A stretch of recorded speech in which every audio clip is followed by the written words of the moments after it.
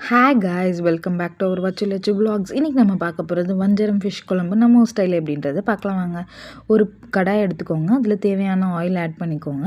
இதில் நீங்கள் வந்து நல்லெண்ணெய் எடுத்துக்கிட்டிங்கன்னா நல்லா டேஸ்ட்டாக இருக்கும். இதில் வந்து சோம்பு, வெந்தயம், கருவேப்பிலை நல்லா பொரிஞ்சு வந்தோன்னா நான் சின்ன வெங்காயம் வந்து ஆஃபாக கட் பண்ணி வச்சுருக்கேன். அதையும் நான் வந்து சேர்த்து ஆட் பண்ணிக்கிறேன்.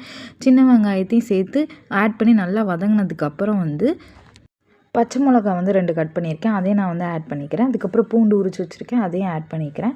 தக்காளி வந்து நம்ம ஒரு 3 தக்காளி எடுத்திருக்கேன். அதில் வந்து ஒரு தக்காளி வந்து நான் கட் பண்ணி எடுத்திருக்கேன். 2 தக்காளி வந்து மிக்சியில் போட்டு அரைச்சி பேஸ்ட்டாக எடுத்திருக்கேன். அதுக்கப்புறம் ஒரு 1/2 டீஸ்பூன் வந்து மஞ்சத்தூள், 2 ஸ்பூன் மிளகாப்பொடி, 1 ஸ்பூன் மல்லிப்பொடி போட்டுக்கோங்க. தேவையான அளவு உப்பு ஆட் பண்ணிக்கோங்க.